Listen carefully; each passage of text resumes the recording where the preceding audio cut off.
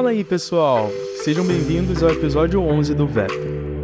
Dando sequência, às formas de fazer um pedido, o autor fala que é comum não termos consciência do que estamos pedindo. E é ainda mais comum que, ao falar, simplesmente não tenhamos consciência do que estamos pedindo quando falamos. Conversamos com os outros ou falamos a eles sem saber como estabelecer um diálogo em conjunto com eles. A gente meio que usa o outro como se fosse um cesto, onde jogamos palavras e mais palavras. Ele dá um exemplo de uma experiência que ele teve que foi assim. Ele estava num trenzinho, como se fosse um bondinho, que levava as pessoas aos seus terminais no aeroporto de Dallas-Fort Worth. Para a galera que estava com pressa de pegar o avião, o ritmo do trem poderia ser muito irritante porque era lento. Ele conta que ele estava de frente para um casal e o rapaz virou para a moça e disse assim, com intensidade: "Nunca vi um trem andar tão devagar em toda a minha vida." Ela não disse nada, parecendo tensa e desconfortável a respeito de que resposta ele esperava que ela desse. Ele então fez o que muitos de nós fazemos quando não estamos obtendo a resposta que queríamos. Ele repetiu a fala. Numa voz acentuada e mais forte, ele falou: "Nunca vi um trem andar tão devagar em toda a minha vida." A esposa, sem saber o que responder, pareceu ainda mais perturbada. E, em desespero, ela se virou para ele e disse: "A velocidade deles é controlada eletronicamente."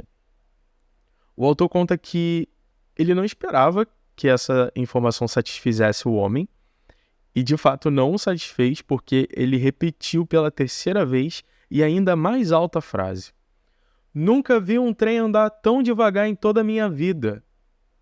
A paciência da mulher nesse momento já estava claramente esgotada. E ela meio que retrucou a ele já irritada, "Bem, o que você quer que eu faça? Que salte lá para fora e empurre?" E assim, o Marshall ficou observando essa situação e ao mesmo tempo analisando, esse diálogo deles.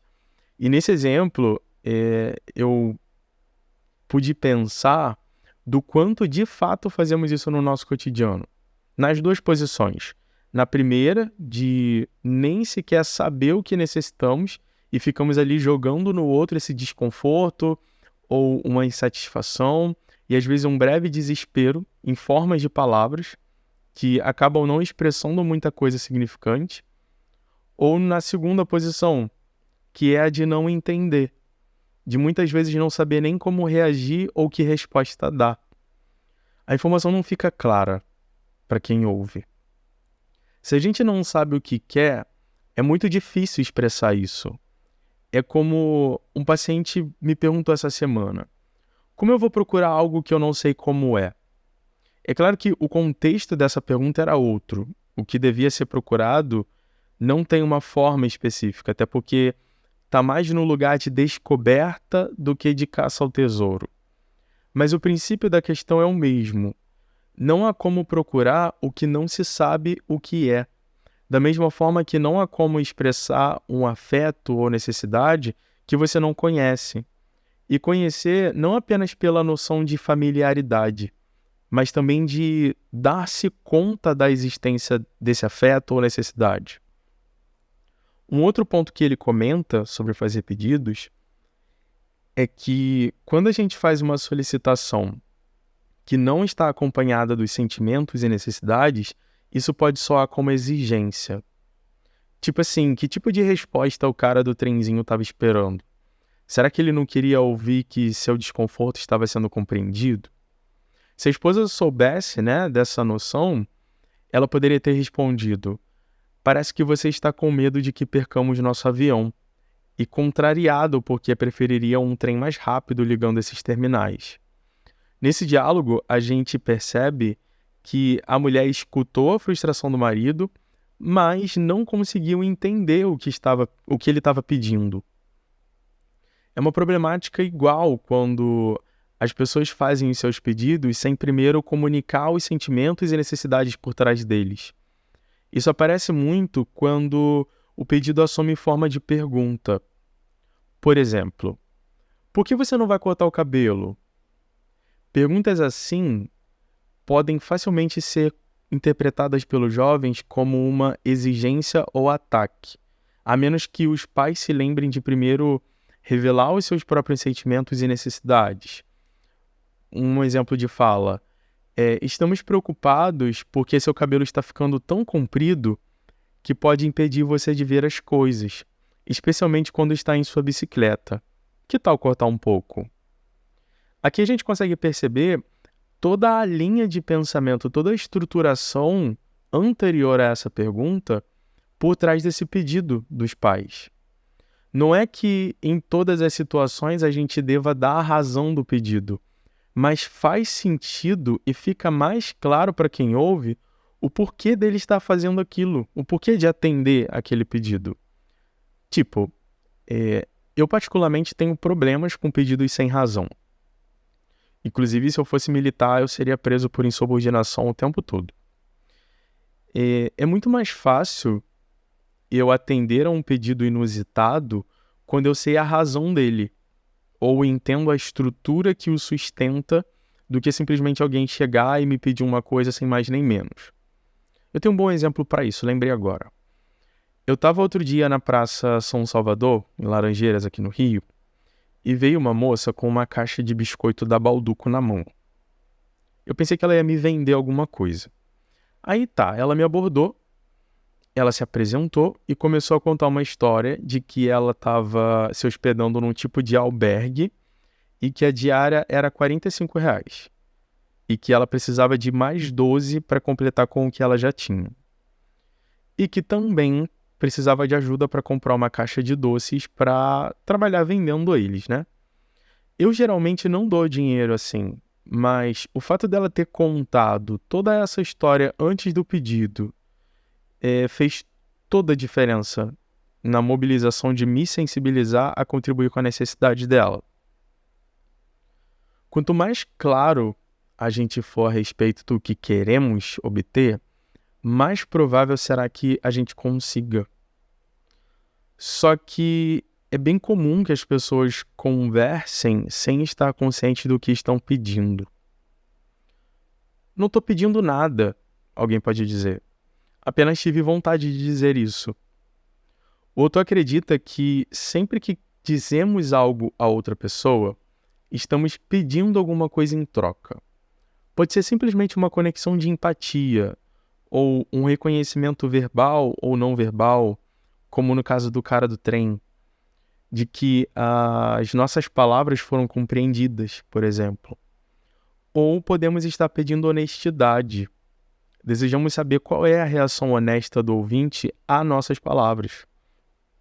Ou ainda, podemos estar pedindo uma ação que satisfaça as nossas necessidades. Quanto mais claro a gente for a respeito do que queremos da outra pessoa, mais provável será que as nossas necessidades sejam atendidas. E, gente, pensa comigo, toda mensagem tem uma informação que vem de um emissor e chega a um receptor por um meio. Esse é o esquema estrutural da comunicação. Para a galera que estuda comunicação, isso aqui é uma das primeiras coisas que eles vão ver. Só que, no caminho, a mensagem pode sofrer ruídos. Com isso, existe a possibilidade de a mensagem enviada acabar não sendo a mesma recebida. Por conta disso, o autor propõe um pedido de retorno, para ter certeza de que a mensagem recebida foi a mesma que a enviada. A gente pode pedir que o ouvinte simplesmente repita o que a gente falou, e isso é importante principalmente quando ficamos na dúvida se a mensagem chegou como pretendíamos que chegasse. E a repetição faz com que qualquer possível mal-entendido possa ser corrigido. Em algumas situações, basta a gente simplesmente perguntar: está claro? Em outras, para que a gente se sinta confiantes de que fomos de fato compreendidos, precisamos de mais do que um sim, entendi. E nesses momentos, podemos pedir que o outro repita com as suas próprias palavras o que eles nos ouviram dizer. Isso nos deixará claro como ficou a interpretação da pessoa em relação ao que dissemos e nos dá a oportunidade de reformular partes dessa mensagem se por acaso elas estiverem diferentes do que a gente pensou quando emitiu a mensagem. Por exemplo, uma professora se aproxima de um aluno e diz assim: Pedro, fiquei preocupada quando dei uma olhada em meu diário de classe ontem e eu quero ter certeza de que você sabe dos trabalhos de casa dos quais eu dei falta. Você pode passar na minha sala depois da aula? Aí o Pedro vira para ela e resmunga assim: ok, eu sei. Então vira de costas, deixando a professora sem saber se a sua mensagem foi recebida com precisão. Então ela pergunta: você poderia repetir o que eu acabei de dizer? Pedro então responde: a senhora disse que eu tenho que perder o futebol e ficar depois da aula porque a senhora não gostou do meu dever de casa. Tendo confirmadas as suas suspeitas de que Pedro não ouviu a mensagem que ela queria transmitir, a professora tenta recolocar essa mensagem, mas tomando cuidado pela forma que ela vai transmitir isso. E é interessante a gente expressar a apreciação quando o ouvinte tenta atender ao nosso pedido de repetição. Uma afirmativa como: você não me ouviu direito, ou não foi isso que eu disse, ou ainda, você está me interpretando mal, pode facilmente fazer Pedro pensar que a professora está repreendendo ele, já que a professora percebe que Pedro respondeu sinceramente ao seu pedido de retorno. Ela pode dizer assim: muito obrigada por me dizer o que você escutou, mas vejo que não consegui ser tão clara quanto eu gostaria. Então, me deixa tentar de novo. E tão importante quanto mostrar apreço é demonstrar empatia quando a pessoa não quiser atender ao nosso pedido de repetição. Pode parecer bem esquisito pedir que as pessoas repitam o que elas ouviram, até porque não é muito comum alguém pedir isso. Em certas situações, as pessoas podem responder: você acha que eu sou surdo? Ou então: pare com seus joguinhos psicológicos. E quem é psicólogo ouve isso com mais frequência do que parece. É tipo: você está me analisando? Eu particularmente escuto isso com uma certa frequência. Embora a atitude de analisar alguém não seja verdade, porque, né? Porque alguém vai querer trabalhar fora do seu ambiente de trabalho, do seu momento de trabalho. Enfim, mas para evitar esse tipo de resposta, a gente pode explicar antes para as pessoas que de vez em quando a gente vai pedir para que elas repitam. Isso não para testar a capacidade auditiva ou cognitiva delas, mas sim para a gente ter certeza de que nós nos expressamos com clareza. Só que se a pessoa responder tipo assim: eu ouvi o que você disse, eu não sou burro, a gente tem a oportunidade ali de nos concentrarmos nos sentimentos e necessidades dessa pessoa. E podemos perguntar: você está dizendo que ficou chateado porque deseja respeito por sua capacidade de compreender as coisas? E assim, notem que essa fala elucida também a sua leitura de mundo.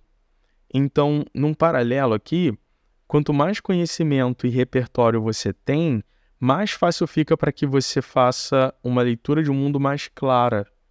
E assim você consiga compreender o outro na dimensão do outro. Beleza? Bom, galera, ficamos por aqui e continuaremos nessa mesma temática no próximo episódio. Obrigado pelo seu tempo e atenção e até breve.